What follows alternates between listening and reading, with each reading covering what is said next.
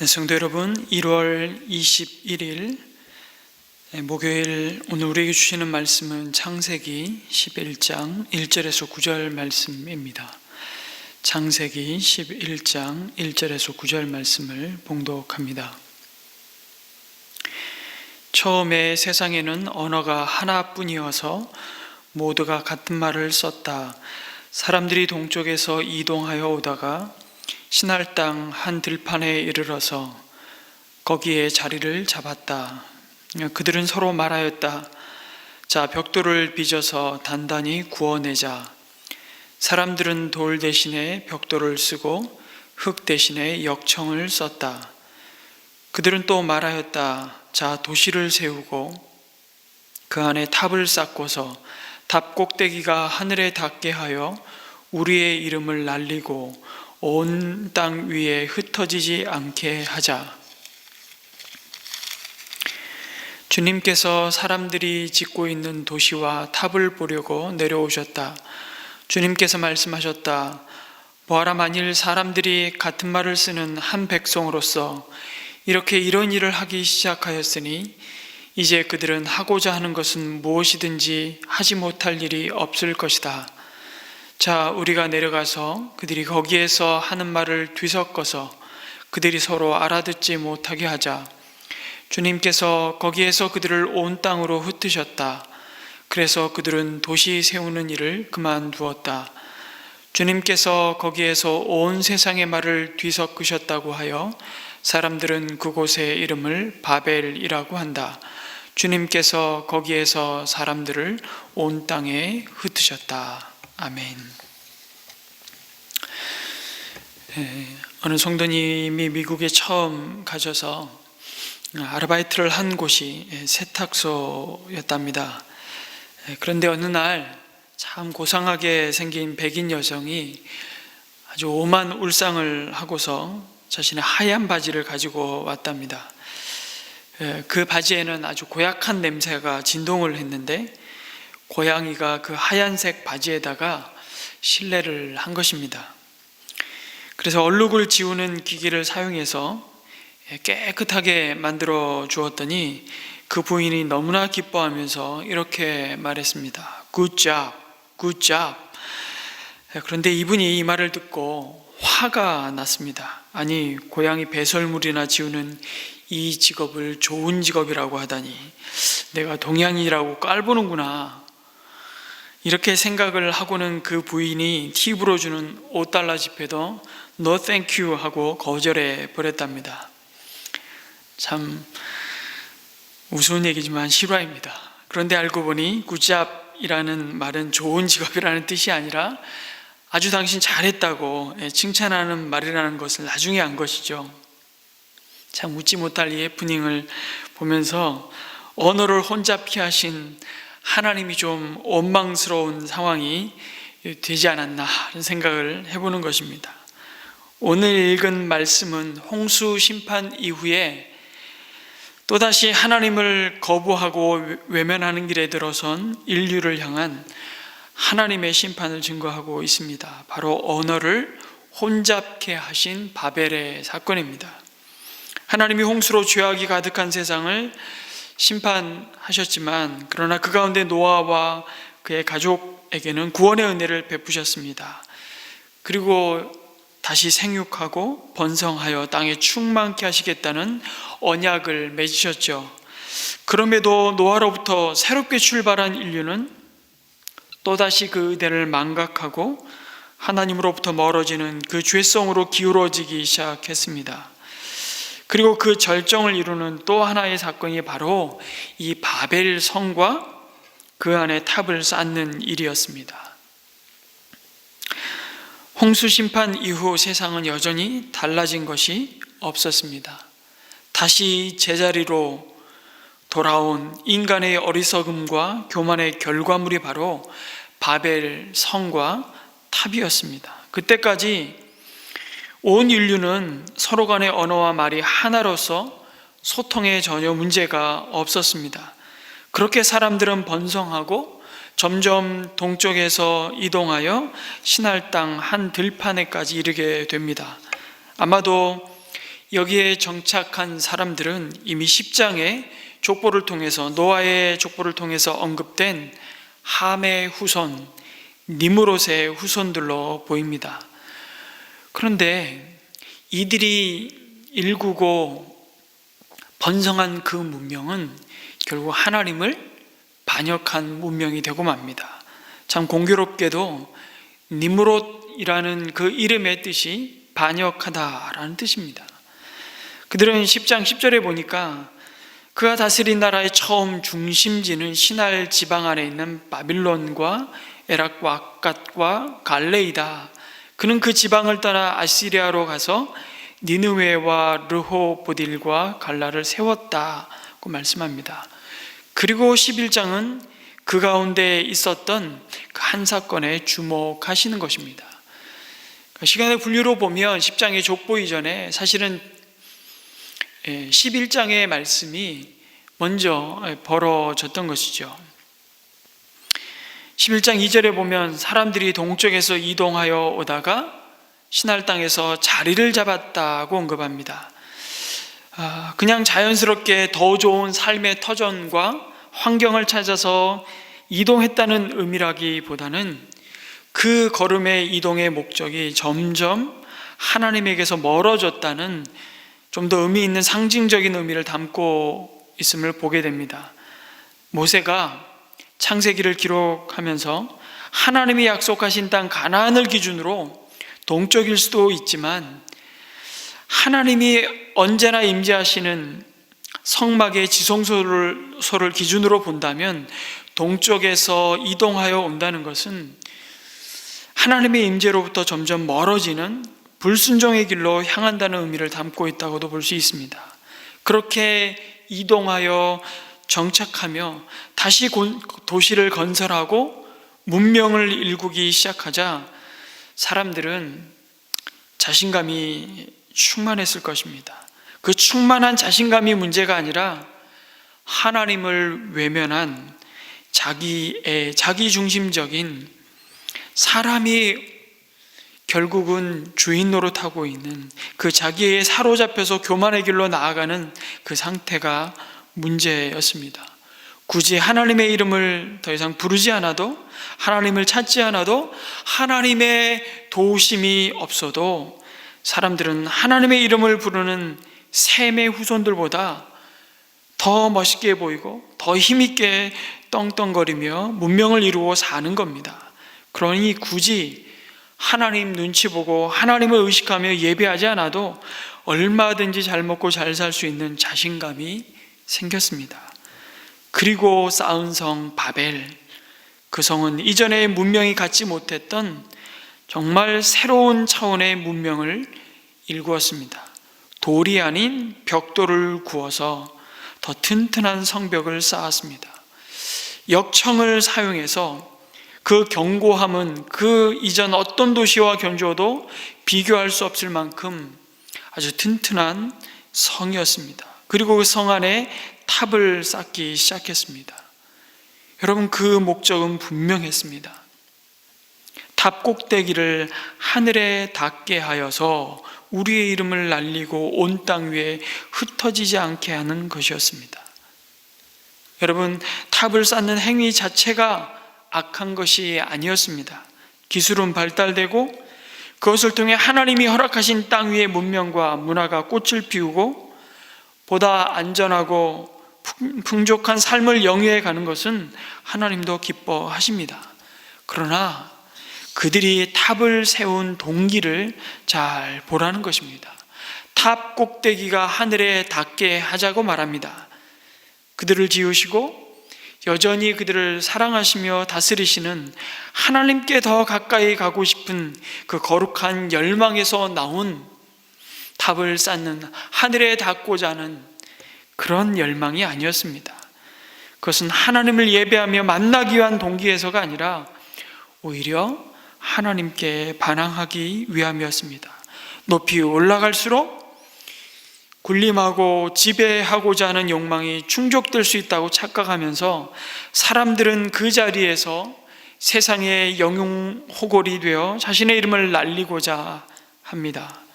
하나님의 이름을 내기 위함이 아니라 자신의 이름이 높이 드러나는 그들 자신의 신전을 세웠던 것입니다.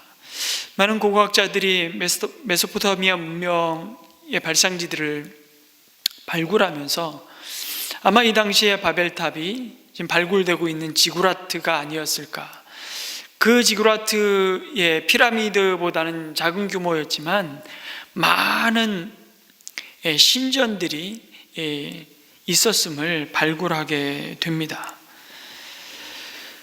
이것은 한마디로 창세기 3장 그들의 원조상 아담과 하와가 버렸던 자신들이 하나님이 되어 세상의 주인 노릇을 하겠다는 불신앙의 판박이었습니다. 인간이 여전히 자신의 능력으로 영원한 제국을 만들고 하나님이 되려고 시도한 제2의 선악과의 열매를 따먹은 사건이 바로 바벨탑을 쌓는 일이었던 것입니다. 여러분, 지금 이 시대 가운데도 여전히 스스로 하나님이 되고자 하는 바벨탑은 여기저기서 세워지고 있습니다. 심지어 요즘 서구에서 유행하는 여러분 탈 세례식이 벌어지는 광경을 혹시 보셨는지 모르겠습니다. 탈 세례 증서의 내용이 이렇습니다. 나는 내가 동의할 수 있는 나이가 되기도 전에 받은 교회의 세례가 되었든 혹은 나의 자유로운 이성의 결정으로 세례를 받았든 이제 세례를 강요한 교회와 교회의 원시적인 의식을 공식적으로 거부한다. 나는 모든 신조와 교리와 나의 이전 종교의 미신을 거부하며 특별히 원죄와 저주의 교리를 부정한다. 나는 모든 아이는 원죄를 가지고 태어났고 세례에 의해 씻음을 받아야 한다는 인간성에 대한 그 거짓되고 모욕적이며 비방하는 기독교적 신념을 거부한다. 이날 이후 나는 내가 받은 세례 기록에 기초한 어떠한 종교적인 소속이나 멤버십에서 빼주기를 원한다. 그리고 몇 년, 몇 월, 며칠 기록하고 이름을 쓰고 사인을 합니다. 탈 세례를 원하는 사람은 증인들 앞에서 이 내용을 읽음으로써 그가 배웠고 믿었던 신앙적 교리를 부정해야 합니다. 그러면 이 의식을 주도하는 지도자는 아주 희한한 퍼포먼스를 합니다. 큰 헤어드라이어로 그 사람의 머리를 말려줍니다. 물로 머리에 세례식을 베풀었던 젖은 그 머리를 말리는 거죠. 그렇게 탈 세례를 한 뒤에는 증서에 사인을 하는 겁니다. 그리고 인증 사진을 찍어 교회와 기독교 신앙을 지워버리는 의식입니다. 이런 의식들이 벌어지고 있습니다. 오늘 이 시대 속에서 탈세례 증서는 그렇게 액자에 넣어져서 자신이 예수님과 상관없는 사람임을 기념하거나 자기가 세례를 받은 교회에 보내서 자기를 교인 명부에서 빼줄 것을 요청하는 공식 증서로 사용한다는 것입니다. 세례식을 받은 9사람이 찍은 기념사진을 어느 한 목사님이 보고서 이런 노래가 생각났다는 글을 읽었습니다. 탈 세례를 받고 뛰어보자 팔짝 머리가 하늘까지 닿겠네. 하나님에게서 분리된 것이 그렇게 좋을까? 주님의 교회 공동체와 이별하니 그렇게 마음이 가벼워졌을까? 내 마음대로 살겠다는 선언으로 자유를 찾은 감동이 그렇게 벅찼을까? 그 사진을 보며 세상을 다 얻은 것처럼, 세상의 주인인 것처럼 활짝 웃는 그들의 사진을 바라보며 오늘 이 시대의 교회가 얼마나 그들에게 매력 없는, 아까 탈세례 증서에 써 있는 글귀처럼 그들의 신앙이 미신과도 다를 바 없다고 말하는 그 정도의 신앙으로 전락했을까? 그럼에도 오늘의 바벨탑을 세우는 그 자리 가운데로 여전히 하나님은 내려오십니다. 아니, 하나님 자신이 친히 그 바벨의 저주를 대신 받으시고 대신 우리를 그 혼잡이 낳은 죽음과 고통을 대신 짊어지시고 우리에게 하늘의 문을 여셨습니다. 여러분, 이 바벨은 원래의 의미가 하늘 문이라는 뜻도 가지고 있습니다. 참 재미있지 않습니까? 하나님은 인간의 왕국이 건축되는 것이 좌절되도록 그 언어를 혼잡케 하셨습니다. 만약 그렇게 하지 않으셨다면 인간은 돌이킬 수 없는 죽음의 길로 갈 것을 아셨기에 하나님은 개입하셨습니다. 6절에서 말씀하지 않습니까? 이렇게 이런 일을 하기 시작하였으니, 하나님의 말씀입니다. 이제 그들은 하고자 하는 것은 무엇이든지 하지 못할 일이 없을 것이라고 말씀하십니다. 무슨 의미입니까? 이것은 브레이크가 고장난 고성능 차와 같은 것이라고 말씀하는 것이죠. 그래서 하나님은 엔진의 시동을 꺼버리십니다. 그 동력을 잃어버리고 언어를 혼잡케 하셔서 그들을 흩으신 것이 그들에게는 하나님의 심판이었지만 동시에 그것은 하나님의 자비였음을 그들은 아마 미처 몰랐을 것입니다. 그러나 인간의 모든 비극은 하나님 앞에서 자신의 고집을 꺾지 않고 정말 갈 때까지 가보자는 태도입니다. 왜 그렇습니까? 그 길 끝은 영원한 파멸밖에 없음을 알기에 하나님은 그들에게 피할 길을 주신 것입니다. 그리고 우리의 영원한 피난처가 되신 예수 그리스도가 육신을 입고 이 땅에 오셨고, 우리가 해결할 수 없는 영원한 사망의 죄로부터 우리를 건지셨습니다. 그들이 흩어짐으로 하나님을 찾고 붙들 수만 있다면 그것은 저주가 변하여 축복이라는 사실을 기억해야 한다고 말씀하시는 것입니다. 하나님 나라를 이 땅에 임하는 그 영광을 드러내시기 위해 인간의 교만과 불신앙에 대한 심판이었던 언어를 다시 소통케 하시는, 언어를 혼잡게 되었던 그 언어를 다시 소통케 하시는 오순절 마가 요한의 다락방에서 방언을 모두 알아듣게 하셨던 그 사건, 그것이 바로 그리스도 예수 안에서 우리 안에 이루신 생명의 언어, 구원의 은혜가 임한 사건이었던 것이죠. 하나님의 영, 거룩한 성령이 임할 때 놀라운 회복의 은혜를 경험하게 하셨던 것입니다. 그래서 사람과 사람 사이에 불신과 반목과 시기와 질투와 끊임없는 착취와 전쟁으로 말미암아 막힌 담을 허무시고 그리스도 예수 안에서 하나 되게 하신 사건, 그것이 십자가의 사건이고 그것이 복음의 능력이고 하나님의 형상이 회복되는 은혜의 자리라는 것입니다. 오늘 우리에게 필요한 것은 바벨의 자리에서 마가 요한의 다락방의 자리에 들어가는 것입니다.